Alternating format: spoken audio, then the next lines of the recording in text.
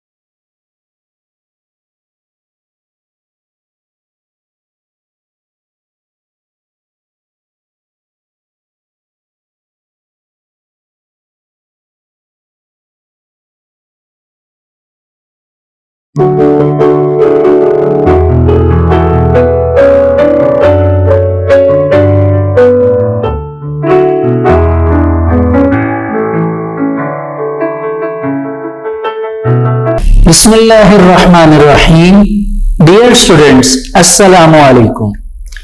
Students, आज जो हम आर्टिकल स्टार्ट करने जा रहे हैं, इट इज फिल्ट्रेशन।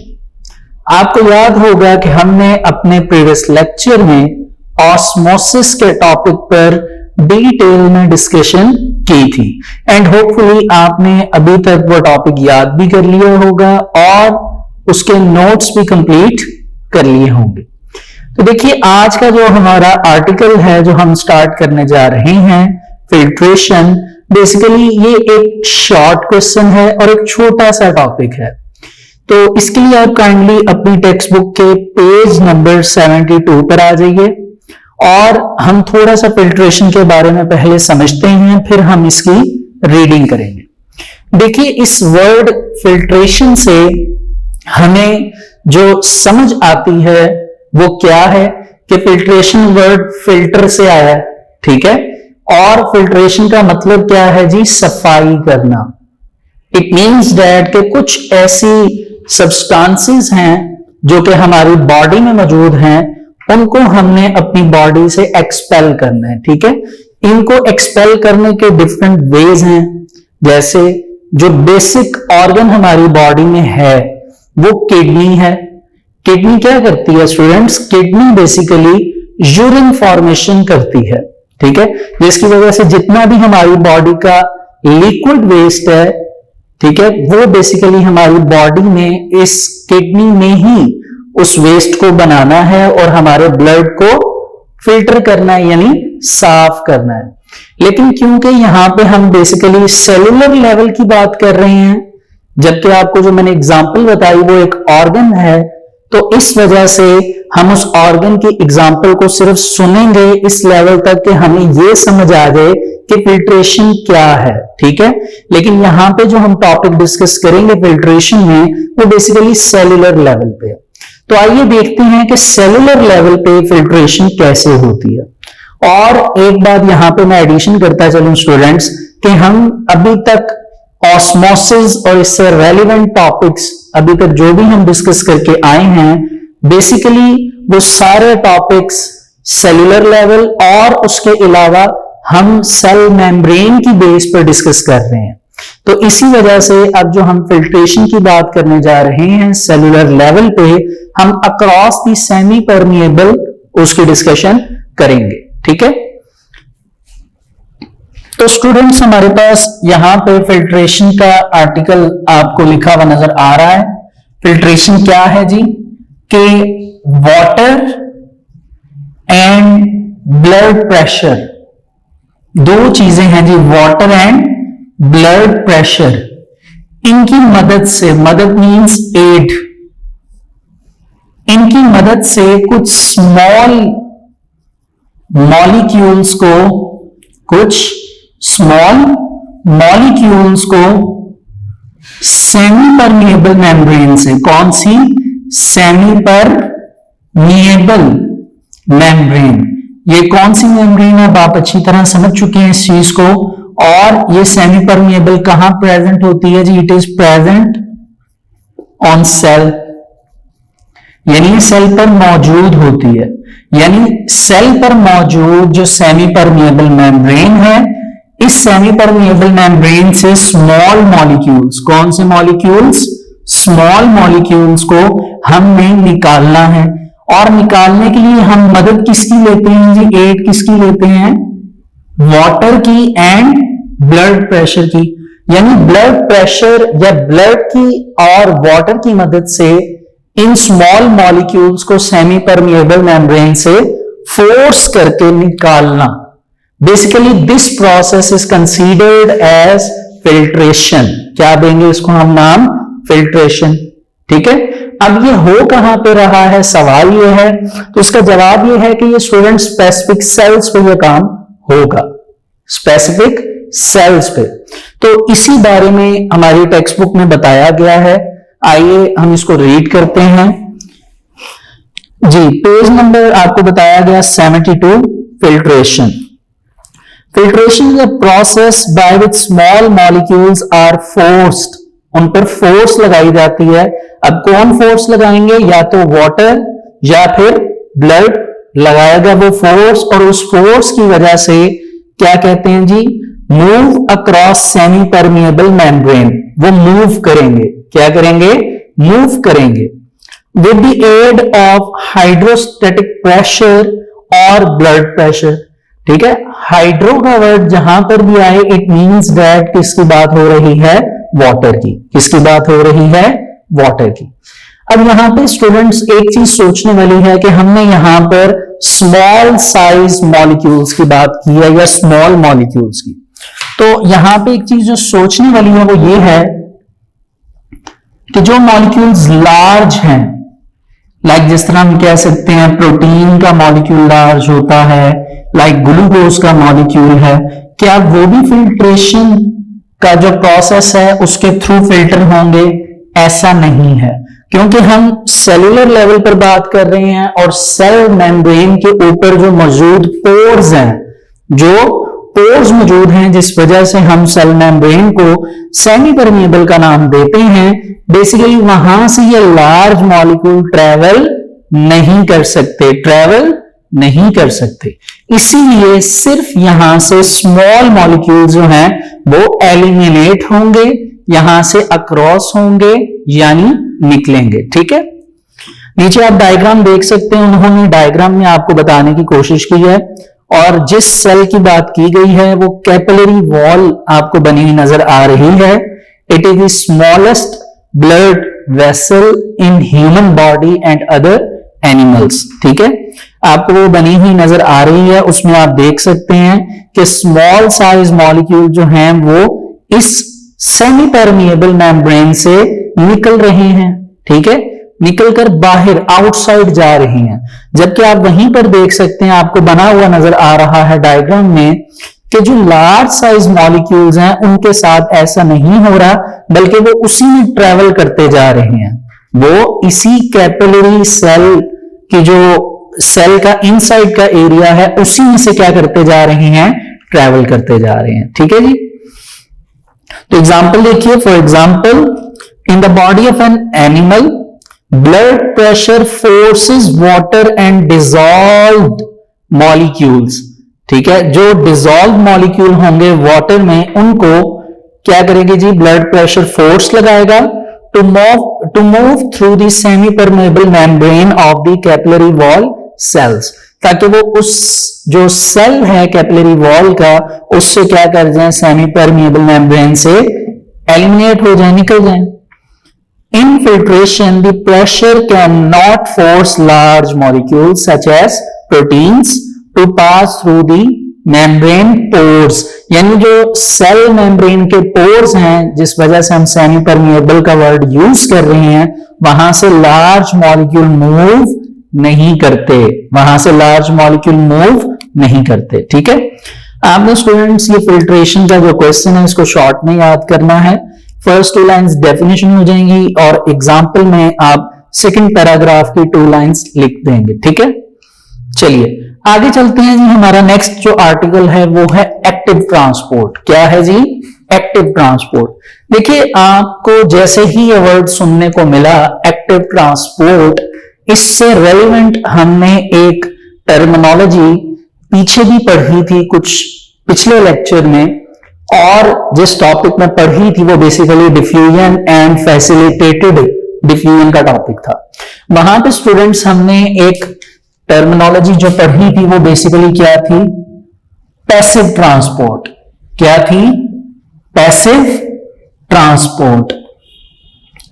देखिए ये लिखने का मतलब क्या है कि इनमें कुछ ना कुछ तो ऐसी बात है इन दोनों टर्मिनोलॉजीज में जिस वजह से इनमें डिफरेंस है। तो अगर हमें ये याद रहेगा कि पैसिव ट्रांसपोर्ट क्या है तो एक्टिव ट्रांसपोर्ट को समझना आसान है। ठीक है, तो स्टूडेंट्स पैसिव ट्रांसपोर्ट पे आपने जो डेफिनेशन पढ़ी थी उसमें 2 लाइंस थी। बेसिकली उस डेफिनेशन में हमने क्या रीड किया था, हमने ये रीड किया था कि पैसिव ट्रांसपोर्ट में जब मॉलिक्यूल्स के बारे में बात की जाती है तो ये कहा जाता है कि उन मॉलिक्यूल्स पे किसी भी तरह का एनर्जी का एक्सपेंडिचर नहीं होता और वो अलोंग द ग्रेडियंट होते हैं, अलोंग द कंसंट्रेशन ग्रेडियंट होते हैं। इट मींस दैट उनके ऊपर किसी भी तरह की एनर्जी का एक्सपेंडिचर नहीं होता क्योंकि वो पैसिव ट्रांसपोर्ट में आता है। तो इट मींस दैट इसके ऑपोजिट जो बात होगी वो हम किस में करेंगे, एक्टिव ट्रांसपोर्ट। यानी एक्टिव ट्रांसपोर्ट क्या होगी जी, ऐसी ट्रांसपोर्ट जिसमें एनर्जी की बात की जाएगी, जिसमें मॉलिक्यूल्स को अगर मूव करवाना है तो एनर्जी की बात की जाएगी। ठीक है, और वो एनर्जी किस फॉर्म में होगी हम अभी वो भी देखेंगे। तो सबसे पहले एक्टिव ट्रांसपोर्ट की डेफिनेशन क्या होगी, जो डेफिनेशन हमने डिफ्यूजन में पढ़ी थी। डिफ्यूजन में हमने ये डेफिनेशन पढ़ी थी कि जी the movement of molecules from higher concentration to the lower concentration along the gradient and without the expenditure of energy, जिसमें एनर्जी का एक्सपेंडिचर नहीं होता। अब ये जो बात अभी आपको मैंने रिवाइज करवाई according to diffusion and passive transport, इसके ऑपोजिट जो डेफिनेशन होगी वो बेसिकली एक्टिव ट्रांसपोर्ट की होगी। वो क्या होगी जी कि movement of molecules from lower concentration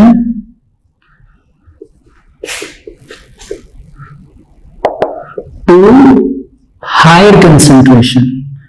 यानी इस मर्तबा हम बात करेंगे lower concentration to higher concentration. ठीक हो गया, this is basically active transport. तो ये किसकी डेफिनेशन हो गई जी हमारे पास, एक्टिव ट्रांसपोर्ट की। क्या जी, क्या पढ़ा हमने, movement of molecules from an area of lower concentration to an area of higher concentration, और साथ हम कहेंगे जी अगेंस्ट द ग्रेडियंट। और इसमें आपको अगर मॉलिक्यूल्स को मूव करवाना है देन मॉलिक्यूल्स को रिक्वायरमेंट है कुछ ना कुछ एनर्जी की, विदाउट एनर्जी ये काम नहीं हो सकता। ठीक है, अक्सर हम जिस तरह क्लास में बच्चे बैठे होते हैं तो कुछ बच्चे बहुत ज्यादा शार्प होते हैं, हम कहते हैं कि ये बच्चा बहुत ज्यादा एक्टिव है। एक्टिव का मतलब क्या, उसमें अच्छी एनर्जी भरी हुई है। ठीक है, it means that it require energy, तभी तो वो एक्टिव होगा। और कुछ बच्चे क्लास में होते हैं, कभी वो थके हुए होते हैं लेक्चर सुन के पता नहीं कैसे, बट उनके लिए क्या टर्मिनोलॉजी हम दे सकते हैं उन्हें, पैसिव ट्रांसपोर्ट। जिनको एनर्जी की जरूरत ही नहीं है, उन्होंने हेड डाउन किया हुआ लेक्चर गौर से ही सुन रहे। ठीक है, इसी तरह आपने याद क्या रखना है कि एक्टिव ट्रांसपोर्ट क्या है, जिसमें मॉलिक्यूल जब मूव करेंगे तो वो लोअर कंसंट्रेशन से हायर कंसंट्रेशन की तरफ मूव करेंगे, और उसमें जिस फॉर्म में एनर्जी लगेगी वो फॉर्म होगी एटीपी। क्या फॉर्म होगी स्टूडेंट्स, एटीपी। एटीपी क्या चीज है जी, इसको हम पढ़ते हैं एडिनोसिन ट्राइफॉस्फेट, एडिनोसिन ट्राइफॉस्फेट। अब ये एडिनोसिन ट्राइफॉस्फेट क्या चीज है, देखिए ये बेसिकली एनर्जी की एक फॉर्म है। चैप्टर 7 बायो एनर्जेटिक्स का चैप्टर है, उस चैप्टर में एटीपी पर पूरा एक डिटेल में लॉन्ग क्वेश्चन है, उस पर भी हमारा वीडियो लेक्चर रिकॉर्ड है। मैंने उस लेक्चर की रिकॉर्डिंग में एटीपी को डिटेल में समझाया हुआ है।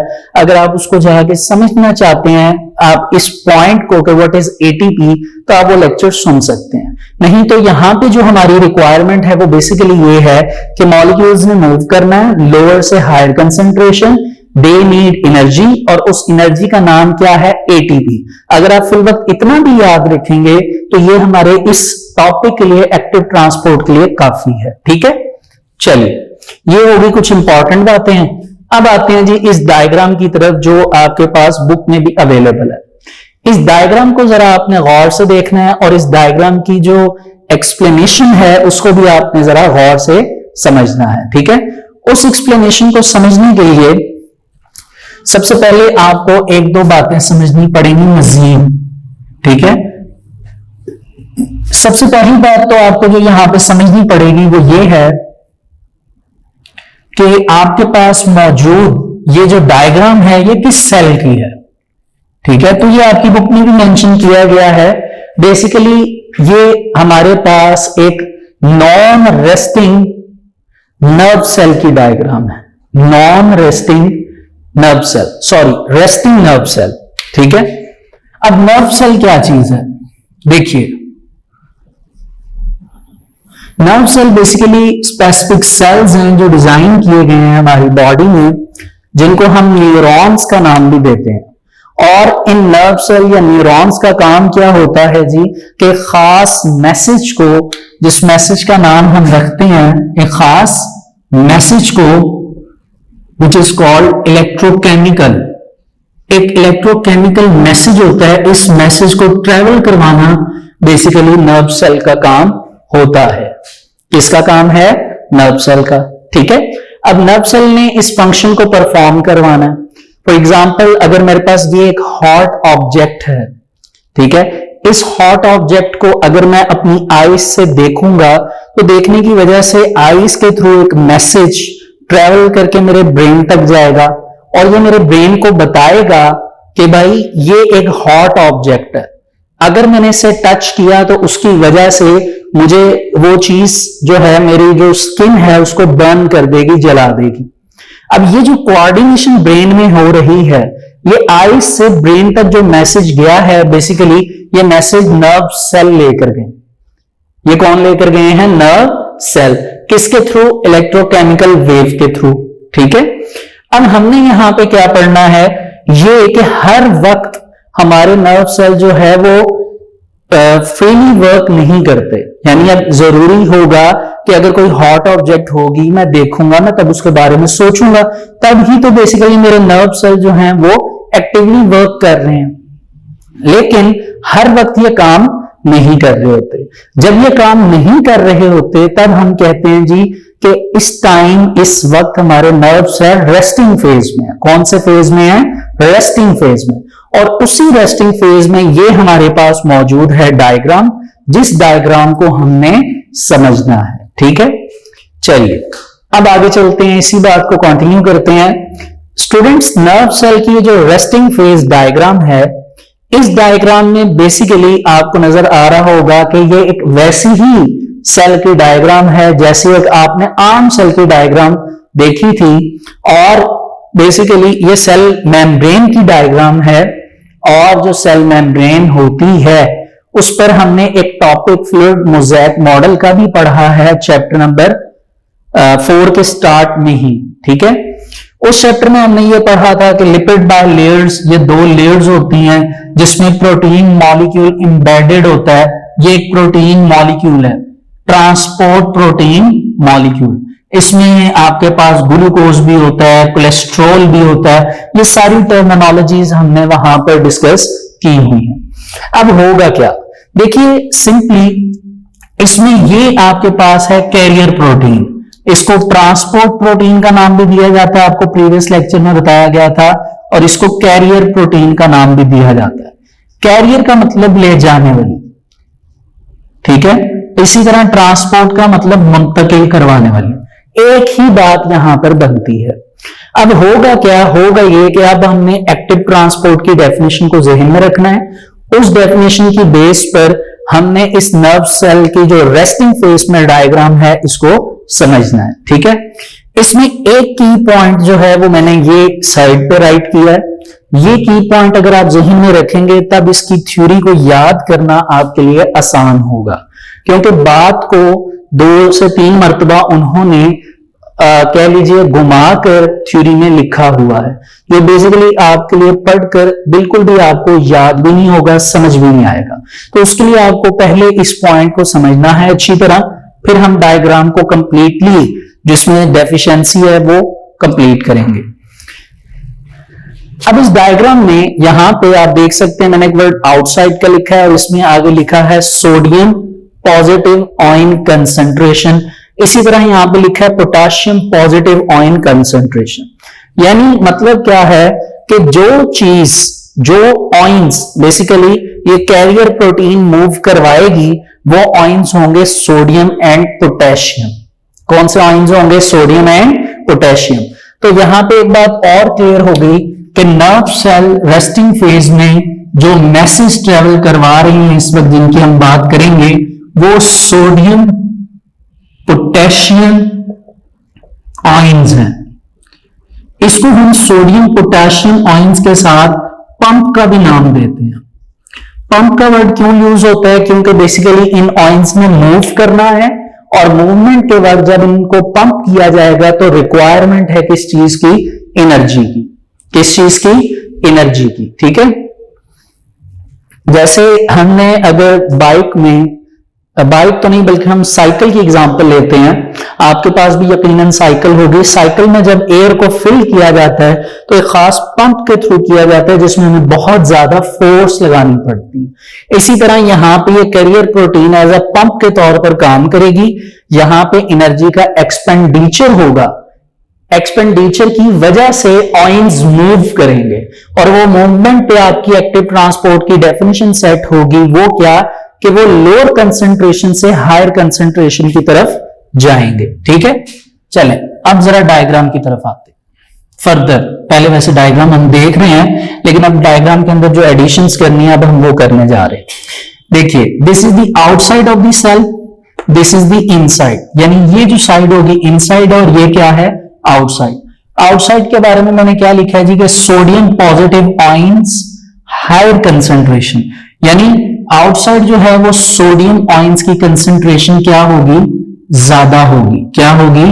ज्यादा। ठीक है, फॉर एग्जांपल हम यहां पे सोडियम आयंस बना लेते हैं 5। ठीक है, और क्या लिखा हुआ है जी आगे सेकंड पॉइंट में मैंने कि potassium ions concentration less. For example ये फर्स्ट पोटेशियम है, ये सेकंड पोटेशियम है और ये थर्ड पोटेशियम है। अब आप देख सकते हैं कि outside of the cell potassium की कंसंट्रेशन कम है, वो सिर्फ 3 आयंस हैं, और सोडियम की कंसंट्रेशन क्या है? ज्यादा, वो 5 आयंस हैं। ठीक है, इनसाइड ऑफ सेल ये बात ऑपोजिट हो जाएगी। वो क्या कि हम ये कहेंगे कि inside of the cell the concentration of sodium positive ions, इनकी जो कंसंट्रेशन होगी, मिकदार होगी, वो क्या होगी? लेस, कम होगी। क्या होगी? कम होगी। जबकि पोटेशियम पॉजिटिव आयंस जो हैं उनकी जो कंसंट्रेशन है, उनकी जो मिकदार है वो बेसिकली क्या होगी? हाई होगी। क्या होगी? हाई होगी। ठीक हो गया जी। अब ये कंसंट्रेशंस बना लेते हैं हम। यहां पे for example inside this cell sodium बना रहे हैं, हमारे पास फॉर एग्जांपल 3 सोडियम आयंस हैं। ठीक है, और पोटेशियम आयन की कंसंट्रेशन इनसाइड द सेल ज्यादा होगी, हम यहां पे ज्यादा पोटेशियम आयंस बना लेते हैं। ठीक है, ये कैरियर प्रोटीन में इरेज कर रहा हूं, ये आपको पता चल गया, आपने राइट भी कर लिया होगा। ठीक है, यहां पे ये पोटेशियम।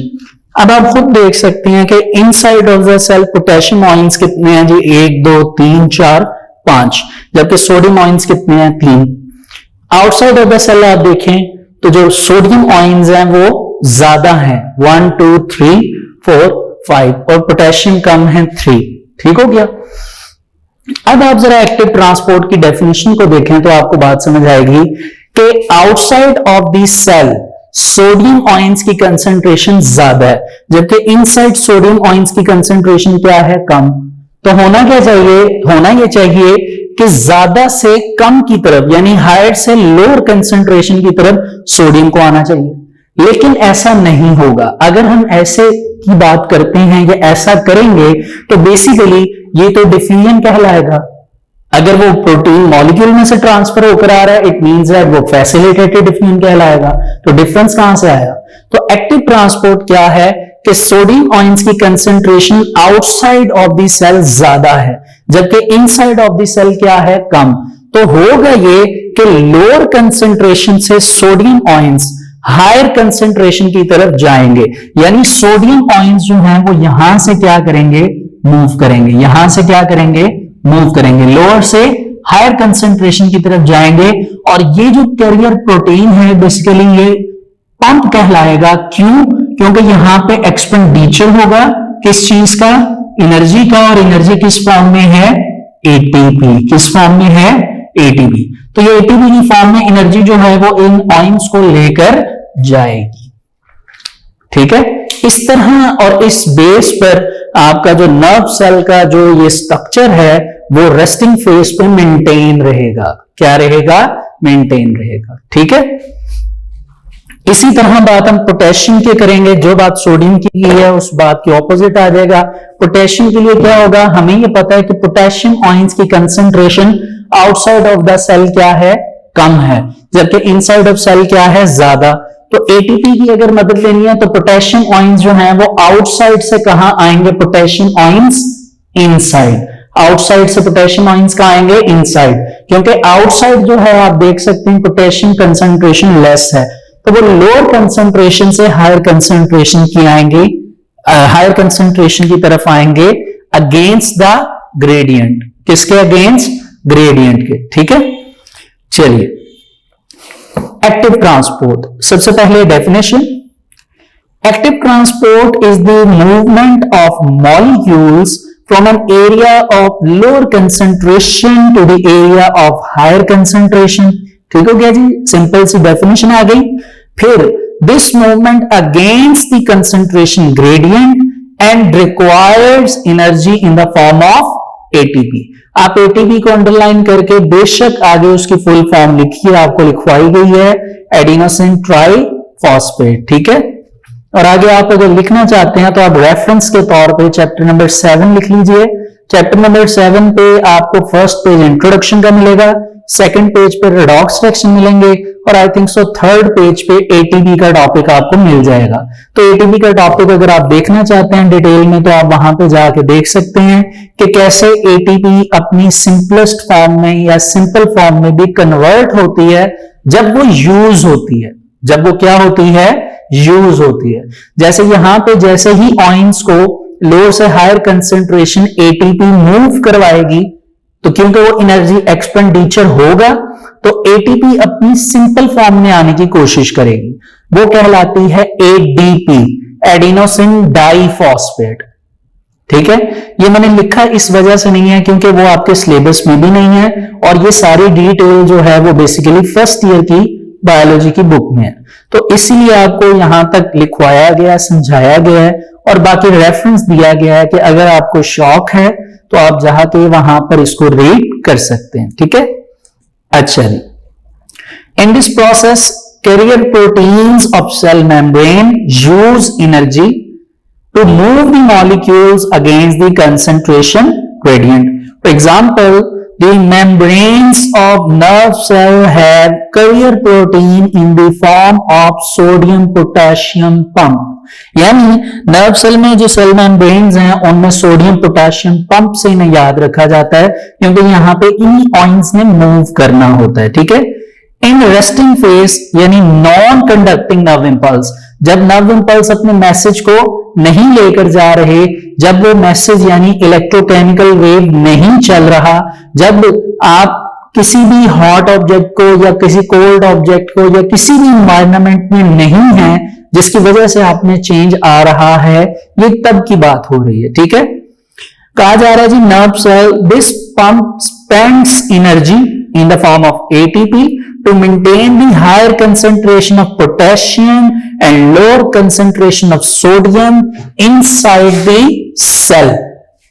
ठीक है, inside the cell lower या less concentration of sodium, higher concentration of potassium. ठीक हो गया जी। फिर आगे कहा गया है for this purpose, इस मकसद के लिए the pump actively moves sodium to the outside of the cell where they are already in higher concentration. Sodium को आउटसाइड ऑफ द सेल भेज दिया जाता है, यानी इनसाइड से आउटसाइड की तरफ, जहां पे वो पहले से ही सोडियम कंसंट्रेशन में मिकदार में ज्यादा है। क्या है? ज्यादा है। ठीक है।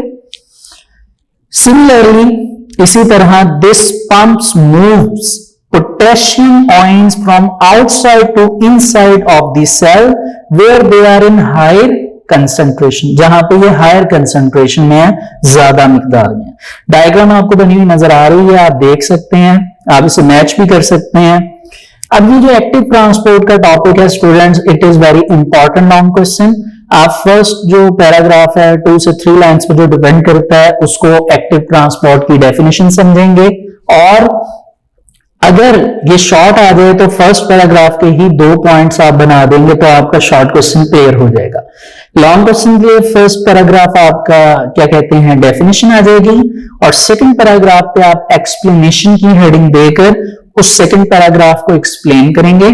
उसके बाद आप नीचे मौजूद डायग्राम जो व्हाइट बोर्ड पे ड्रॉ की गई है वो डायग्राम भी आपको जुबानी जो है वो अपने पेपर पे बनानी पड़ेगी। ठीक है।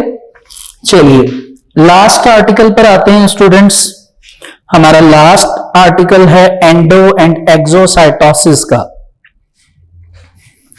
इस आर्टिकल को कंप्लीट करने के बाद हमारा जो सेल का टॉपिक है, जो कि बेसिकली हमारे चैप्टर का फर्स्ट पोर्शन बनता है, जो चैप्टर का 70% जो है उस पर मुश्तमिल है, वो आज कंप्लीट हो जाएगा।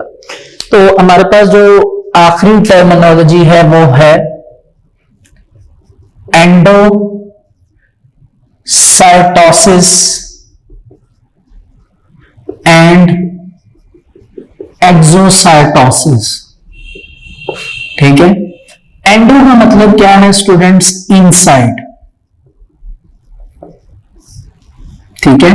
और एक्सो का मतलब क्या है? आउटसाइड। ये आपने याद रखना है। ठीक है। साइटोसिस का मतलब सेल, यानी अगर किसी भी मटेरियल ने सेल के इनसाइड आना है तो उसको आप क्या नाम देंगे? एंडोसाइटोसिस। और अगर किसी मटेरियल ने सेल से आउटसाइड जाना है, यानी सेल के इनसाइड वो पड़ा है, उसने आउटसाइड जाना है, तो उसको आप क्या नाम देंगे? एक्सोसाइटोसिस। फॉर एग्जांपल प्रोटीन जो है वो न्यूक्लियस में मौजूद या न्यूक्लियस के बाहर साइटोप्लाज्म में मौजूद राइबोसोम्स बनाते हैं। हमने इस चैप्टर में इस चीज को डिस्कस किया। राइबोसोम से प्रोटीन सिंथेसिस करते हैं, तो प्रोटीन जब प्रिपेयर हो जाती है तो उसको टारगेट पॉइंट पे ले जाना पड़ता है। वो टारगेट पॉइंट पे ले जाने के लिए अगर तो वो टारगेट सेल के बाहर है तो वो प्रोटीन जो है बेसिकली वो ट्रेवल करेगी और सेल मेम्ब्रेन के ऊपर, क्योंकि वो सेमी परमिएबल है, वहां से वो प्रोटीन आउटसाइड जाएगी। ठीक है। आउटसाइड यानी एक्सोसाइटोसिस का प्रोसेस होगा। और अगर इनसाइड आना है, बाहर से प्रोटीन ने अगर इनसाइड आना है सेल के, तो वो एंडोसाइटोसिस का प्रोसेस होगा। ठीक है।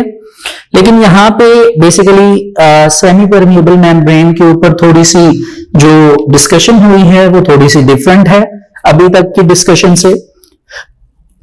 अभी इसके लिए अगर आपने ये चीज देखनी है तो आप पेज नंबर 74 की डायग्राम पर गौर करिए। आपको 74 पेज पे मौजूद डायग्राम में एंडो एंड एक्सोसाइटोसिस दोनों बने हुए नजर आ रहे हैं कि ये प्रोसेस कैसे होते हैं। आप अगर लेफ्ट साइड पे देखें तो आपको एंडोसाइटोसिस का प्रोसेस नजर आ रहा है। एंडोसाइटोसिस में क्या होता है स्टूडेंट्स के आपके पास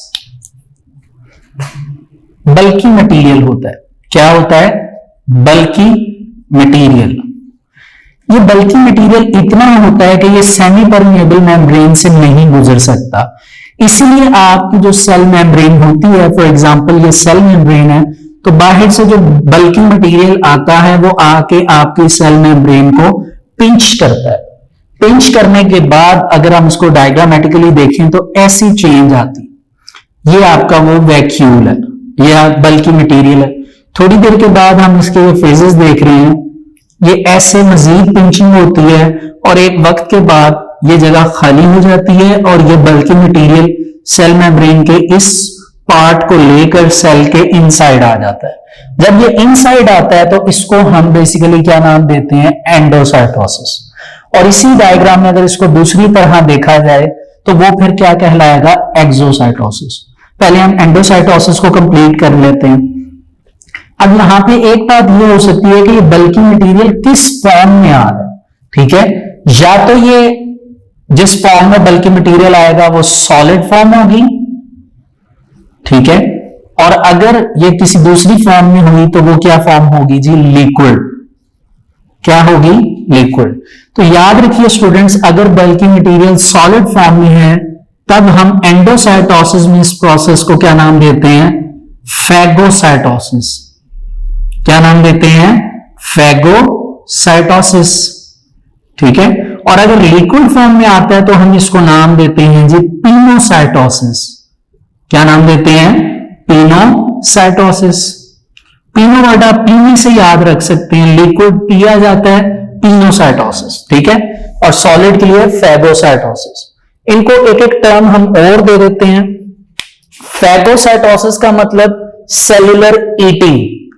ईटिंग, ईट कौन सी की जाती है चीज, जो सॉलिड फॉर्म में होती है। और फैगोसाइटोसिस के अलावा अगर बात की जाए पिनोसाइटोसिस की, पिनो यानी पीना, वाटर से रिलेटेड, आप इसको पिनोसाइटोसिस कह रहे हैं, या फिर आप क्या कह सकते हैं, cellular drinking. Cellular drinking, positive way में सेलुलर ड्रिंकिंग मींस पिनोसाइटोसिस। अब ये जो स्टूडेंट्स हमने टाइप्स पढ़ी, फैगोसाइटोसिस एंड पिनोसाइटोसिस, अगर ये सेल के अंदर आए तब भी हम ये कहेंगे कि जी ये फैगोसाइटोसिस या पिनोसाइटोसिस हो रही है। अगर कोई ऐसा मटेरियल जो सेल के इनसाइड से आउटसाइड जाता है, चाहे अगर वो सॉलिड होगा तब भी उसको फैगोसाइटोसिस कहेंगे, लिक्विड होगा तो क्या कहेंगे, पिनोसाइटोसिस, ठीक है। लेकिन यहां पे इतना डिटेल में नहीं बताया गया, सिर्फ यहां पे ये एक्सप्लेनेशन फैगो एंड पिनोसाइटोसिस की एंडोसाइटोसिस तक रखी गई है, तो आपने इसको एंडोसाइटोसिस तक ही याद रखना है, ठीक है। अच्छा, अब आप डायग्राम पे, जो बुक पे डायग्राम है उस पर अभी गौर करिए। आपको सेल मेम्ब्रेन इनविजिनेट का वर्ड लिखा हुआ नजर आ रहा है, इनविजिनेशन, कि वो इनविजिनेट हो जाएगी, मतलब कि वो जगह खाली हो जाएगी जहां से वो फूड मटेरियल गुजरेगा। जैसे आप ये देखिए इस तरह, ठीक है। अच्छा, लेकिन यहां पे उन्होंने शो नहीं की, लेकिन आपको खुद समझना पड़ेगा। आप अंदर देख सकते हैं कि वो वैक्यूल बन गया है, जिसको उन्होंने नाम वेजिकल दिया है। वो वैक्यूल बेसिकली फूड वैक्यूल होगा, ठीक है। ये आपकी हो जाएगी एंडोसाइटोसिस। लेकिन एंडोसाइटोसिस में ये जो मेम्ब्रेन की स्पेस होगी ये एम्प्टी होगी, खाली होगी। जैसे ही एक्सोसाइटोसिस का प्रोसेस होगा, कोई भी चीज बाहर जाएगी, तो आप एक्सोसाइटोसिस की तरफ देखिए, वो फूड वैक्यूल लेकर जाएगा, और जब वो जाएगा तो जाते हुए वो जो मेम्ब्रेन होगी वो मेम्ब्रेन एक्स्ट्रा ऐड होगी, जिसकी वजह से ये वाली मेम्ब्रेन बाद में रिप्लेस हो जाएगी। रिप्लेस का मतलब कि एक्सोसाइटोसिस होने पर वो मेम्ब्रेन एडिशनल आएगी, सेल मेम्ब्रेन में ऐड होगी, और वो भी एडिशनल मेम्ब्रेन एक खास प्रेसिंग पावर की वजह से ऐसे ट्रेवल करके आपकी सेल मेम्ब्रेन को रिप्लेस करवा देगी। सेल मेम्ब्रेन को रिप्लेस नहीं करवाएगी, it means that cell membrane की वो जो एम्प्टी स्पेस है उसको फिल कर देगी, ठीक है। इस तरह ये दोबारा से बन जाएगी जी। तो देखिए एंडोसाइटोसिस क्या है students, it is the process of cellular ingestion. Ingestion यानी जिसमें फूड, सेलुलर इंजेशन से मुराद से फूड से रिलेटेड कोई भी चीज जो है वो इंजेस्ट की जाएगी, लेकर जाई जाएगी इनसाइड। और वो क्या है जी, आगे उन्होंने बताया कोई भी बल्की मटेरियल्स हो सकते हैं। कैसे, by the infolding of cell membrane. वो कैसे होगा जी कि सेल मेम्ब्रेन उनकी इनफोल्डिंग्स करेगी। आगे उन्होंने बताया कि आप एंडोसाइटोसिस की इस फिगर 4.26 में देख सकते हैं, जो हमने देख ली है। फिर ये कहा जा रहा है the two forms of endocytosis are phagocytosis cellular eating and pinocytosis यानी सेलुलर ड्रिंकिंग। ठीक है। अच्छा स्टूडेंट्स, यहां पे एक बात बताकर चलूं कि एक्सप्लेनेशन में मैंने आपको थोड़ा सा डिटेल में समझाया, शायद उसमें मैंने फ्लो में आपको ये कह दिया कि एक्सोसाइटोसिस के लिए भी फैगो एंड पिनोसाइटोसिस की टर्मिनोलॉजीज यूज होती हैं, लेकिन ऐसा नहीं है। उसकी रीजन ये है कि इसमें हमने फैगोसाइटोसिस को सेलुलर ईटिंग का और पिनोसाइटोसिस को जो हमने नाम दिया है वो क्या है, सेलुलर ड्रिंकिंग का। तो सेल के इनसाइड जाएंगे तब ही ये काम होंगे। ठीक है। आउटसाइड के लिए जो है वो बेसिकली हम याद रखेंगे वेस्ट। क्या याद रखेंगे? वेस्ट। तो ये टर्मिनोलॉजीज जो है वो सिर्फ एंडोसाइटोसिस के लिए। ठीक है, इनको जहन में रखिएगा। अच्छा, in phagocytosis cell takes in solid material. ठीक है, इसको हम नाम देते हैं ठीक है, in phagocytosis cell takes in solid material, solid form में लेगा सेल तो उसे फैगोसाइटोसिस कहेंगे। while in pinocytosis cell takes in liquid in the form of droplets. Droplets यानी लिक्विड फॉर्म में वो होगा। एक्सोसाइटोसिस क्या है जी? कहा जा रहा है it is the process through which bulky material is exported. Export का मतलब भेजना, उसको बाहर भेजा जाएगा। इसी तरह आप एंडोसाइटोसिस के लिए वर्ड इंपोर्टेड का यूज कर सकते हैं, या इंपोर्ट मंगवाना। This process adds new membrane. ये जरा गौर करिए, ये प्रोसेस जो है वो एक नई मेम्ब्रेन ऐड करता है which replaces the part of the cell membrane, जो सेल मेम्ब्रेन के उस पार्ट को रिप्लेस करता है लॉस्ट ड्यूरिंग एंडोसाइटोसिस। जो एंडोसाइटोसिस के वक्त क्या हो गई थी? लॉस्ट, जाया हो गई थी। क्या आपने देखा था ना, हमने जब एंडोसाइटोसिस पढ़ा था तो जैसे ही ये मॉलिक्यूल बल्कि मटेरियल एंटर हुआ तो ये जगह एम्प्टी हो गई थी, लेकिन एक्सोसाइटोसिस की वजह से इसकी रिप्लेसमेंट हो जाती है। ठीक है, तो ये स्टूडेंट्स थे हमारे आज के टॉपिक। इसमें आपको ये बताया गया कि आपके पास फिल्ट्रेशन का एक शॉर्ट है, इसी तरह एक्टिव ट्रांसपोर्ट आपके पास लॉन्ग क्वेश्चन है। एंडोसाइटोसिस एंड एक्सोसाइटोसिस याद रखिए, ये शॉर्ट क्वेश्चन आते हैं। अगर आपको स्टूडेंट्स एंडोसाइटोसिस का शॉर्ट क्वेश्चन आए तो आप डेफिनेशन लिखेंगे और उसकी टाइप्स में आप फैगोसाइटोसिस एंड पिनोसाइटोसिस लिखेंगे। ठीक है, इसी तरह आपको फैगोसाइटोसिस एंड पिनोसाइटोसिस एक छोटा सा क्वेश्चन है लेकिन इंपॉर्टेंट है, आपने उसे याद करना है। ठीक है, और उसमें आपको दो डिफरेंस इजीली मिल जाएंगे। जैसे आपको मैं पढ़ के बता देता हूं, आप लिखेंगे फैगोसाइटोसिस मींस सेलुलर ईटिंग, ये इसका फर्स्ट पॉइंट हो गया। सेकंड पॉइंट क्या लिखेंगे जी? In phagocytosis comma cell takes in solid material. इसी तरह पिनोसाइटोसिस के बारे में आप क्या लिखेंगे? Pinocytosis means cellular drinking. और सेकंड पॉइंट में क्या लिखेंगे जी? Pinocytosis, in pinocytosis cell takes in liquid in the form of droplets. ठीक है, एक्सोसाइटोसिस जो है ये वैसे शॉर्ट आज तक नहीं आया, लेकिन फिर भी आप इसको रीड कर लें, रीडिंग में ही आपको जो याद हो जाएगा, ये इतना इजी है। तो ये थे स्टूडेंट्स आज के हमारे टॉपिक जिनको हमने डिटेल में देखा। होपफुली आपको ये अच्छी तरह समझ आ जाएंगे। आपने नोट्स भी बनाने हैं, इनको याद भी करना है, और अगर इसमें कोई आपको किसी भी टॉपिक से रेलिवेंट कोई प्रॉब्लम हो तो आप पूछ सकते हैं। स्पेशली आज थोड़ी सी एक दो मिस्टेक्स मेरे से भी हुई, आप देख सकते हैं। जो मिस्टेक्स हुई मैंने एक्सपोर्ट उनको जज किया और आपसे उसी टाइम सॉरी किया क्योंकि वो मेरी मिस्टेक्स थी। आज के लिए मैं आपसे इजाजत चाहता हूं। यहां तक आज का हमारा लेक्चर कंप्लीट होता है। Thank you so much.